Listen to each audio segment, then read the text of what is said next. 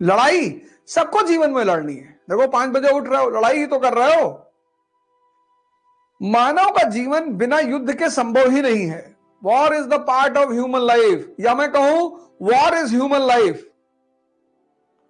सबके जीवन एक युद्ध है, लड़ना है।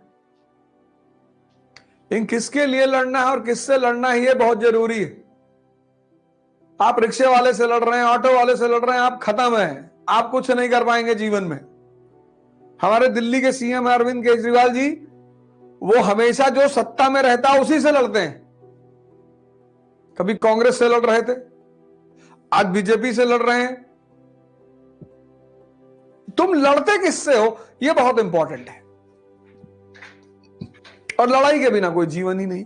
और जिसको संघर्ष से, युद्ध से बचना है, तभी तो रश्मिरथ कहती है कि वर्षों से वन में घूम घूम बाधा विघ्नों को चूम चूम, सधूप घाम पानी पत्थर, पांडव आए कुछ और निखर।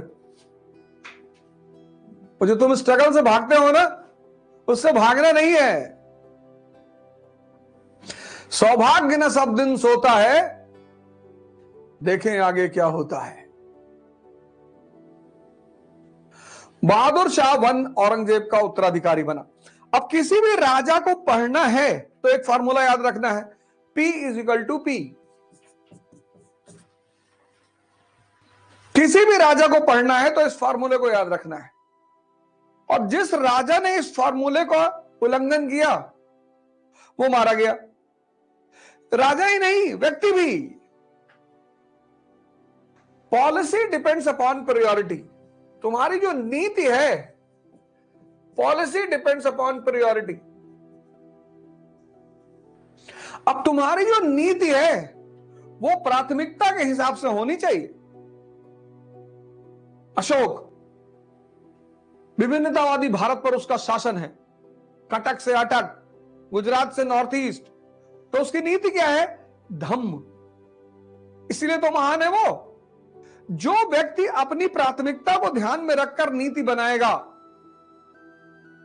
अब तुम विद्यार्थी हो और वो भी प्रतिस्पर्धी, कॉम्पिटिटर, योद्धा। विद्यार्थी तब भी ठीक, योद्धा, प्रतिस्पर्धी, कॉम्पिटिटर और आईएएस की तैयारी करने वाला। अब तुमको हिंदू पढ़ना है, 2 घंटा मिनिमम। तुमको 6 घंटे की अपनी शेड्यूल की पढ़ाई करनी है, 8 घंटा, यानी पर डे ये 8 घंटा तुम्हें देना ही देना है। और बाकी 4-5 घंटा डिस्कशन करना, सोचना, वॉक करना, एक्सरसाइज करना, ध्यान करना। यानी तुम्हारा जीवन में जीने का भी समय नहीं है। और एक ही साल की बात होती है, मैक्सिमम 2। तो 2 साल इन्वेस्ट करके अगर जिंदगी का 80 साल अच्छा हो जाए तो यार एलआईसी से भी अच्छी पॉलिसी है। अब इस प्राथमिकता में जब 8 घंटा तुम पढ़ना है, अब तुमने प्रेम कर लिया तो तुम्हारी प्राथमिकता ये थी नहीं। प्रेम गलत नहीं है, वो तुम्हारी प्राथमिकता नहीं थी। तुमने प्राथमिकता के विरोध में काम कर दिया, इसलिए तुम परेशान होने जा रहे हो। तुम प्रेम को दोष मत देना कि हमको लड़की बर्बाद कर दी, करती ही नहीं। जो जो एप्लीकेशन डालता है कि हमको बर्बाद कर दो, हमको बर्बाद कर दो, तो किसी किसी की इच्छा पूर्ति करती है। इसको बोलते हैं P = P। पॉलिसी किस पे डिपेंड करनी चाहिए? प्राथमिकता की। तुम्हें अपने जीवन की प्राथमिकताएं सेट करनी है, प्रायोरिटीज। मां बाप को धन्यवाद देना है। तुमको लगता है कि उनकी गर्ज है, कोई गर्ज वर्ज नहीं है। कभी सड़क पे किसी बच्चे को नंगे घूमते हुए देखना तो अपने मां बाप को याद करना कि पाल पोसे कम से कम इतना बड़ा तो कर दिए कि अब कुछ कर लो। नहीं तो अगर छोड़ दिए होते सड़क पे, तब सोच के देखो क्या होता। इसलिए मां बाप का ऋण नहीं चुकाया जा सकता। उनकी फोटो ले आके मेज पे रख लो, ऊर्जा मिलती है। कि जब से तुम बॉलीवुड और हॉलीवुड के एक्टर और एक्ट्रेस की फोटो लगाने लगे तभी से तो डिप्रेशन में आए भाई। भगत सिंह की फोटो देखोगे ताव में आ जाओगे, अंबेडकर की फोटो देखोगे लगेगा पढ़ना है, विवेकानंद की फोटो देखोगे लगेगा ध्यान करना है। इन लोग की फोटो लगाओ, साथ में अपने मां बाप की भी लगा लो।